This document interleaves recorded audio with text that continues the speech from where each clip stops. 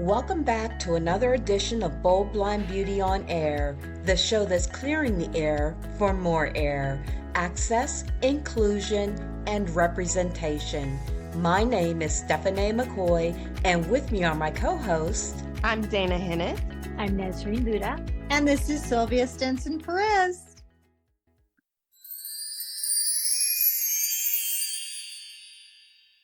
When you put a curb cut in, not only can you get around, but so can strollers and all kinds of other things on wheels get around. So when we make changes, it's often for a large group. Ed Roberts. This powerful quote from Ed Roberts, a pioneer in the disability rights movement, reminds us that accessible design isn't just about accommodating one group. It's about building a world where everyone can move freely. A single curb cut designed for those with mobility challenges ends up helping parents with strollers, travelers with rolling suitcases, delivery drivers, and countless others. In transportation and public spaces, the push for accessibility isn't just advocacy for the blind or disabled. It's a call to create environments that promote independence, inclusion, and opportunity for all. Today, we're exploring the intersection of blindness, transportation, and advocacy. Our guests, Ron Brooks and Anthony Corona, are not only advocates, but innovators working tirelessly to remove barriers and open pathways that benefit entire communities. Because when we make things accessible, we don't just change routes, we change lives. Gentlemen, welcome to Bold Blind Beauty on Air. It is so wonderful to have you join us today. Thank you so much. Yes, we are so looking forward to this conversation with you. And so for our first question, we always ask this for our guests who are on the blindness spectrum. We ask them to share their blindness or sight loss journeys. Ron, would you like to go first? Sure, I'd be happy to. So I was born in central Indiana all the way back in 1967. And I was a kid who was born with low vision. So I read large print. I was able to attend regular school, at least at first, although that changed as I was getting older. My vision was getting a little worse. When I was 14, I was doing something I wasn't supposed to do, playing basketball. And I went up for a rebound and got a ball to the face, and I basically caused the rest of my vision to go overnight. So I went through high school as a blind kid, learned Braille, learned how to get around in my high school, got cane skills, and went off to college. I eventually became a guide dog user and went to San Francisco for graduate school. And really throughout that entire time, I just loved getting around and being in the community and doing fun things. And transportation was a daily blessing and a daily curse. That was then. Since that time, I've gotten married. I've been married now for almost 30 years. We have 3 adult kids, my wife, Lisa, and I. We live in the Phoenix area, and transportation has become my life, but we'll talk more about that in a bit. Thank you so much for that, Ron. Anthony. Well, I came along a few years after Ron. I literally just turned 50 and I am frantically fabulous. I was born in New York, lived the first bunch of my lives bunch of years of my life between New York and Virginia. My father was in the Navy at the time. And I was sighted. I was sighted until I turned 40. And it was due to a case of the shingles, which is very rare in the way it presented. For me, it didn't present on my body itself. It was in the tissues in my brain, my eyes, my ears. I almost ended up with permanent vertigo, had a surgery to drill a hole in my skull to relieve the pressure of my brain. And subsequently, my optical nerve and retinas were all but destroyed. And I floundered for a while. I had to find my footing. To lose your sight at that age in that short amount of time really leaves you scrambling. But I have found my way and am loving life, and I'm glad to be here. Thank you. Thank you both for sharing your stories. I think that these are very important because it helps, especially those who are new to sight loss. I think it helps to empower them to find a way to continue moving through it. It's not that we overcome it, but we learn to adapt to it. So thank you so much for sharing. Now I'm going to turn it over to Sylvia for our first question. Yeah. Sylvia. Thank you, Steph.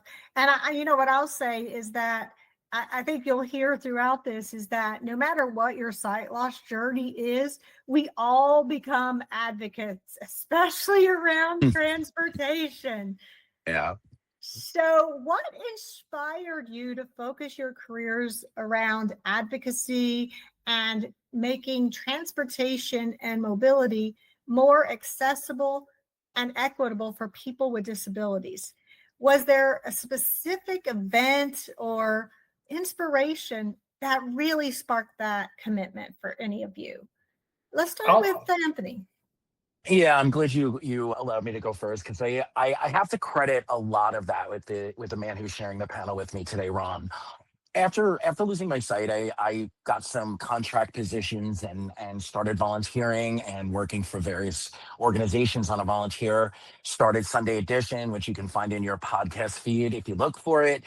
But then some stuff was happening here where I live now, which is Miami, in our paratransit system.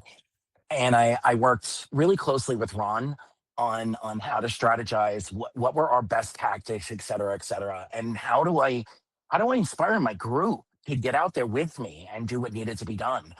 That led to my, sharing that information and what I learned from Ron with other groups around the country. And I was noticed by Open Doors organization who asked me to come on board first as a ADA trainer as well as a compliance officer. And then last year, they asked me if I wanted to step into the director of communications role. And I was very happy to marry my pre-blindness skills with what I was doing in the blind and low vision community.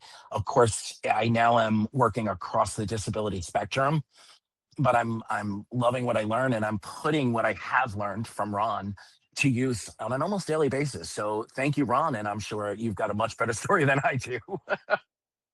I can't wait to hear Ron's story. And by the way, I'm partial to hearing more about Miami because I was a Miami paratransit and public transit user for many, many, many years. And you must know how challenging it is. Ron, tell us about, your what sparked your interest in this transportation field? from the time that I was in kindergarten, I would sit on my bed, and the first book I learned to read back in 1972 was a little book called You Will Go to the Moon. And it was this great story appropriate for a kindergartner of the Apollo program. And it had great pictures and showed the rocket taking off and the astronauts. And from then until now, I have loved transportation. Anything that moves, flies, floats, or drives, I'm all about it. And obviously, I couldn't fly a plane or be an astronaut, at least not back then.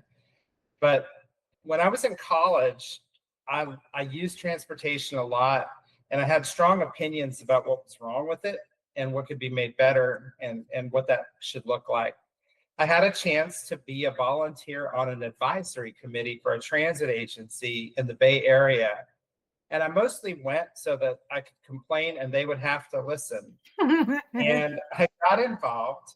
And what I found was that the people working there really wanted, for the most part, to do the right thing, but they didn't have any experience with how their service actually played out for those of us who used it. And so there was a real lack of awareness.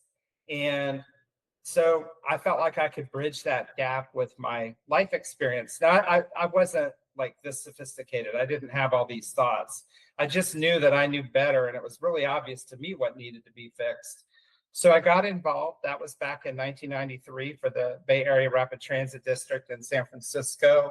And I've been involved in the industry ever since. I went to Florida, went to New Mexico for a few years, spent some time back in the Bay Area, went to Illinois, came out here to Phoenix, and I've been doing different things in the industry all that time, but all of it has been focused around accessible transit and paratransit and specifically around working with the disability community to make sure that we are designing services that hopefully work better and better for people with disabilities who need them. I really love that, Ron, because you're right. I always had a list of things they could do better and complaints, but taking it to that next level. And I think that's what we talk about a lot on Bold Blind Beauty on Air is how do you take what, you know, your challenges, whatever it is, and this particular one is around transportation, and turn that into true advocacy. And the two of you have figured out that, and you're going to share with the rest of us. So, Gabby, ask the next question. All right. I love hearing about your story and path and how this came to be. What I would love to know is sort of, tell us about some of the challenges you've encountered in advocating for accessible transportation, both on a systemic level, such as policy funding or public perception, as well as your day-to-day work. Well, I will start with this question, and I'm going to start kind of big picture. I think one of the biggest challenges from the big picture perspective is and I would say, by the way, that it is not money, which is what most people think it is. It's not money. Right. I think it's really an understanding of the fact that it takes more than a law to make transportation work right. And we've had the ADA since 1990, and it was enforceable since 1992, meaning that agencies could be sued when they didn't do it right.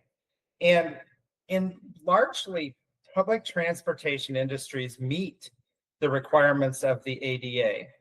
The problem is that the people who make decisions about the service don't understand the implications of those decisions or how they affect us in daily life.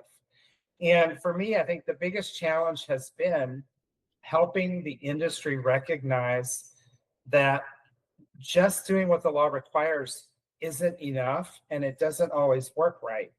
So it's really kind of helping the industry have the awareness of what makes transportation better and what people actually need to make transportation work the way it should. The other big challenge is that public transit operates in a vacuum. That vacuum is cities and towns. And even if the public transit is good, oftentimes the cities and towns where transit operates aren't very accessible. So even if you have a great bus or a great train, people can't get to it and they can't use it. And so they end up stuck on paratransit. As far as day-to-day stuff goes, it's the same stuff I think blind people face everywhere. It's the technology. Is it accessible? Are we with colleagues and coworkers who respect our opinions and who believe that we have something to contribute? And those challenges are true for all of us. And even for me, a long time into my career, I face those challenges sometimes. And I think those are always issues that are going to be with us. And it's why shows like this are important, because it shows that we're all in the same boat and we can all help each other kind of along that journey.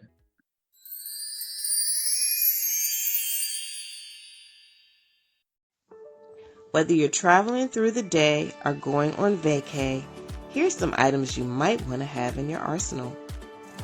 Facial cleansing wipes come in handy when you have to refresh and can act as hand wipes. You can find these easily at any dollar store. Your SPF is in a stick. This is convenient and less messy, and then you can apply throughout the day. Remember to consider SPF that has a broad spectrum of at least 30. Makeup sticks that can cover the face, cheeks, and eyes. And it doesn't hurt to have a first aid kit small enough to fit in your bag. You never know if you're going to need that Band-Aid or two. And for longer travel, consider shampoo bars. These can act as your shampoo and conditioner without being in a bottle in a convenient bar. And that's your Bold Blind Beauty Byte.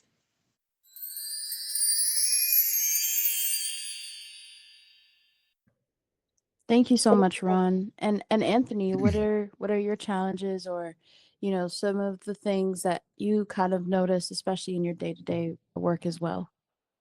I mean, I could echo everything Ron said, and he said it so eloquently. I'm going to take the other side approach to this question and say that from both ends of the spectrum, for people that I am advocating with and are sighted or non-disabled, getting them to understand the story rather than the policy.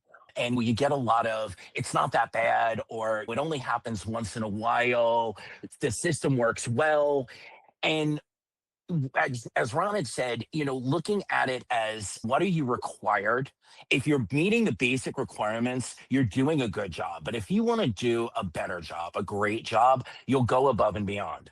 But the other side of that spectrum is inspiring our community to do more than complain, to go to the meetings, to make the relationships with the people that are running your paratransits, with your county commissioners and such, and putting action to word. The word is important, and you absolutely have to file complaints, but it doesn't end there. The advocacy that is needed to get the kind of change that we're looking for requires more involvement. So, from both ends of the spectrum, it's often frustrating to try to tell the stories and make them connect in a way that will give that light bulb moment. I love that you're saying the story on top of the policy. And Right. Absolutely. that's how all advocacy is made to work, is that Yes. telling the story. Yeah, and I really love that you both described what's so important, right? Because the fact that you're doing this where you are, and I'm sure the people that are benefiting from this really feel such an impact from it as well. But also noticing, like, I think about the paratransit system here in New York, and I just think about what you guys are doing would be so amazing in other parts of the world as well. So thank you for sharing that. And the next person, I believe, is Nasreen. Hi, Anthony. Hi, Ron. Advocacy often requires building coalitions and working with diverse stakeholders. Can you describe a successful collaboration that you've been part of that advanced accessible transportation solution, and what made it effective for you both? So I'm going to kick this off because I want to actually pitch it straight to Anthony. Anthony contacted me because there were some issues in Miami. He alluded to this earlier, and they were complicated paratransit policy and governance issues, and really accountability issues. And he reached out to me, and I got to go to Miami and provide some help to him and a group of folks. And I'm going to let him tell that story because they did some amazing, difficult work. For me, I had been complaining for a while. My partner, our friends group, had been complaining, had built relationships with the paratransit system, with county people, and we're not seeing any kind of results. And the straw that broke the camel's back for me was a good friend of ours, a younger person who's in college, who is paraplegic, sight loss, multiple disabilities, and was dropped off in the middle of one of the parking lots with no direction, no nothing. And at that point, enough is enough. There's safety, and then there's complaining about on time or bad routes. That kicked it into high gear. And so the challenge was people that have been here for a long time, nothing ever changes. So half the battle that I was looking for help with, Ron, was how do I inspire people to understand that unless we collate together, it's not going to change. We're not going to make any forward movement. And so Ron came with a lot of resources, a lot of experience and stories that he could tell that inspired. And what we did was we logged all of the complaints for 6 months. Everything from, wrong drop-offs to after the 30-minute window. And we were able to show data points, not only to the county, but to the mayor, to the Miami Herald, to the Florida Office of Government Accountability. And honestly, once we hit the Herald, and when you have somebody, his name is Justin, when you have somebody like Justin and a loudmouth like me in an article and then being interviewed on camera, people take notice. Is everything great and wonderful now? No. but we are still in conversation with them, and it is getting better.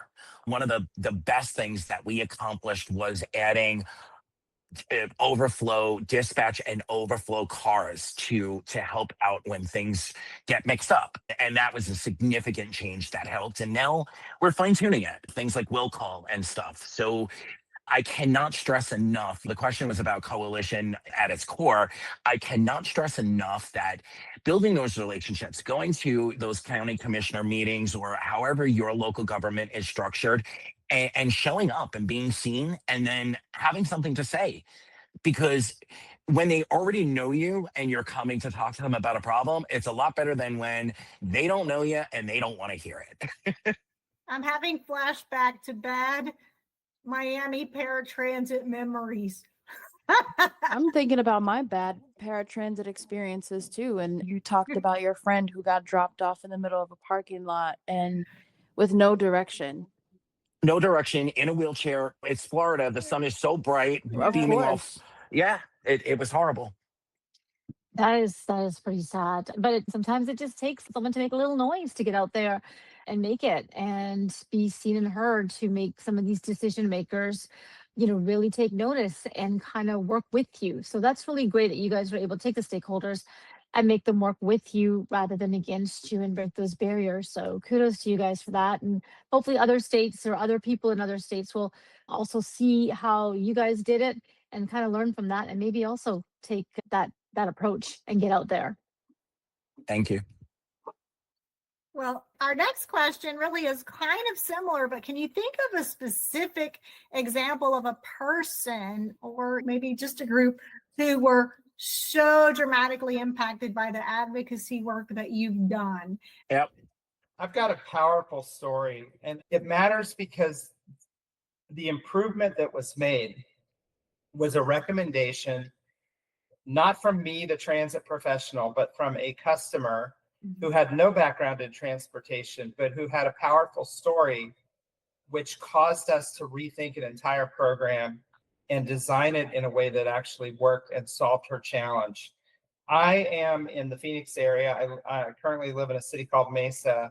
And a few years ago, I was working for the public transit agency at the time. We had to cut paratransit service area because they were serving areas of the community that weren't required to have service, and they didn't have the money to do it or the political will. We had a program that was an on-demand program that riders could call and use just simply by calling and booking a trip, that actually provided better service and cost less money. And so what we decided to do was to drop the ADA paratransit and replace it with this other program. The challenge was that for this particular customer, her trips began and ended outside of what would ultimately be the paratransit service area, and they were long trips. And our service design encouraged people who were going to use it to take shorter trips. So it wasn't going to work for her, and she was literally going to lose her business. So we were having public hearings, and she came up during a meeting, so a lady who is blind, who owns a business here in Mesa, and said, I'm going to lose my business because of this, and I have an idea. And her idea was simple, and I won't go into it because it's kind of technical, but she had a policy idea that none of us had thought of, that instead of giving her a certain number of short trips per month, we could give her a mileage bank and let her decide how to take the trips that she needed, which meant for her taking longer trips, but taking fewer of them. She wouldn't use any more service. It wouldn't cost us any more, but it worked better for her. No one had thought of it. No one in the country is doing that kind of service except here in Mesa. And that came from her. Here's the ironic twist. I just moved to Mesa. I now use that service, and it now benefits me directly. And that to me is a powerful story of the power of advocacy from an individual with a story. You don't have to know stuff. You just have to know your own situation and be willing to share. That's awesome. And I love that now you're getting to benefit. Yes. So I'll throw an Open Doors organization story here very quickly. I did a presentation actually for the group in New York, for the ACB group in New York. And a couple of weeks later, I got a frantic call, a personal call from somebody who had been in that presentation and who was being denied because of their guide dog. And this was for an air flight. She uses the Open Doors Organization Service Animal Portal. So it was not one of our partner air carriers, but because of the relationships, I was able to weed through and get a person on the phone pretty quickly and get her on her flight.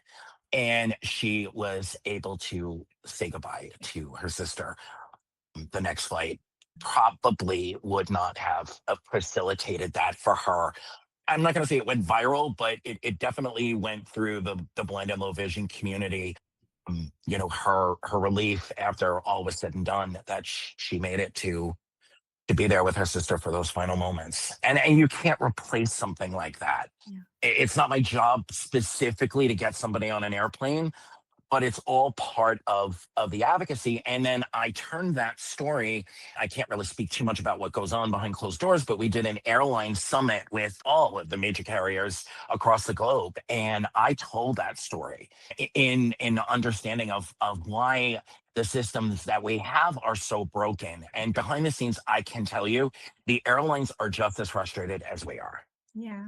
Both of those are powerful stories. I mean, one was able to keep her job and one was able to have an incredible personal experience. Those are powerful. And yeah, advocacy, it works. It works. Absolutely. So, looking ahead, what changes or innovations are you most hoping to see in the transportation sector to better serve people with disabilities? And how can listeners, whether individuals or organizations, help to push progress forward? And Ron, you can start. Sure. So a couple of things that I look forward to seeing, and I had the opportunity to write a chapter in a book called The New Future of Public Transportation, and I wrote a chapter on paratransit. One of the trends that I predicted actually, and that we're beginning to see, is a move toward on-demand paratransit, but also a better integration of paratransit with other types of transportation, such as rail service. So for example, you could take an on-demand paratransit trip to a rail station and take a rail trip that's much more accessible and faster and cheaper to get to a downtown job. We're starting to see those models being innovated in the industry, and I hope and look forward to seeing more of that in the future. I also believe that we do have an opportunity, even with this administration. One of the bright spots is the public transit leadership within the Federal Transit Administration. There aren't many bright spots, folks, but this is a bright spot. I do believe that we have an opportunity to make some pretty big improvements in transportation accessibility over the next several years. Just as far as resources, there's too many to name. I will throw you some links and show notes. I would encourage people to check out a course that I had the opportunity to do for Mississippi State. In fact, it was Sylvia who got me this opportunity. The class is called Gearing Up for Transit. I'll give you a show link. It's all free, and it goes through a lot of details about how you can be a smart transit advocate. Excellent. Thank you so much, Ron. And Anthony? So, like Ron, I am really excited about on-demand service and the crossing of different types of services and maximizing. I think that major metropolitan systems could innovate this much quicker than more rural areas. But the combining of using the infrastructure that's already there and shortening the trips and making more trips available for people because of that, I think is really going to revolutionize paratransit. I want to go back to what I said before because I think it's really important. We just saw in the last week that the Department of Justice is in fact going forward with a lawsuit for ride shares. And that's because the organizations have been telling you, Open Doors and other areas that Ron is involved in, we've all been telling you, keep the complaints going, even though it doesn't seem like it's doing something. Eventually, when there's enough of them, they're going to do something. So if you expand that to all the way down from your very local area to worldwide travel, if you are sharing the experiences, both complaints and stories, it is going to help the advocacy move forward. And quite honestly, I do believe that we need to build coalition across the disability spectrum and then try to build coalition with the companies that are providing the on-demand services, and convince our local areas to invest in pilot programs like figuring out these routes that would be multi-transportational usage. If we can show success, I always say you can't really advocate without the data, but you also can't advocate without the story. So marrying the two of those are what's really going to help us move advocacy in this space forward. Absolutely. I just want to applaud both of you for all of the work you've been doing. I think that sharing these points and discussing all of these things, this is how we begin to come together and figure out what's going to work across the board. So thank you so much. I want to pass it on to Nasreen. Thanks, Gabby. Yeah, I feel like Ron and Anthony, you guys have definitely been making some impactful inroads with transportation, and you're doing your part to advocate and break down the barriers. But what can each of us do as individuals to help advocate for better transportation options? What would you advise? I kind of gave this in two of the previous answers. I really cannot stress enough being visible about your experience. Write a blog, share on someone else's blog, share on social media, but at the same time, you have to do the paperwork. And that is the only way. The data points, you can have 100 really compelling stories, but if the data doesn't match what you're trying to, they ain't buying. So that's first and foremost. And honestly, if you have the means to do so, get out there and travel. Get out there and experience it. The more that they see us in real life experiencing the services, the trains, paratransit, the more they see us, the more we count. And I'll pass it to the master. So I'm going to give you just a couple of things. Transportation is local. Public transportation is local. So it's really important for local people to learn about their system. Every one of them works different. So learn about your system. It's not hard to do. Tell your story. Tell the good, tell the bad. And when you tell the bad, talk in terms of what would be better, so that people understand what your need is as opposed to what's broken. It's easier to fix something when people know what the solution looks like. Document your experience. And as Anthony said, keep track of those things because data matters. So it's the story and it's the numbers and it's being focused on the solution. The other thing is get with other people. If you're in an organization, whether it's the NFB or the ACB or some other organization in your community, pool your resources, pool your stories, pool your data, and tell one story with many chapters as opposed to many individual stories. Hope that helps. Those are some really great points and areas where people can definitely get involved in their local communities, Ron and Anthony. Thanks for sharing that. I'm sure that'll be very useful to many people out there. So if our listeners want to know more about the impactful work you guys are doing and they want to connect with you online, how can they reach you, Anthony? So you can go to opendoors.org and you can find me there, and you can find the service animal portal, and we touch just about every area of transit and retail and hotel and hospitality. If you want to reach me directly, I do Sunday Edition and the whole family of podcasts and digital media content services. And it's very easy. Sunday Edition AC at gmail.com. That's all one word with no punctuation. And for me, a couple of ways. First off, I have my company website, which is accessibleavenue.net. So that's accessibleavenue.net. And you can find links to my book on accessible community involvement. You can find information about how to connect with me. You can find me on LinkedIn. I'm pretty active there as well. I have both a personal page and an Accessible Avenue page. And if you're interested in on-demand paratransit, I work for a company called Userve, and their address is www.uz, like zebra, urv.com. Thank you so much for joining us here and being our guest today on Bold Blind Beauty on Air.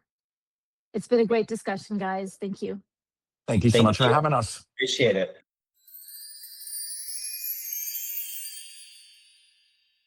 Thanks for tuning in to Bold Blind Beauty on Air today. We hope this episode has left you inspired and empowered. Remember, our journey continues beyond this podcast. Don't miss out on future episodes. Hit that subscribe button and stay up to date on all of our latest discussions. Also, join our vibrant community on Instagram for behind the scenes content, stories, and doses of motivation. Your support means the world to us as we strive to amplify the diverse voices and stories. Together, let's keep advocating for access, inclusion, and representation.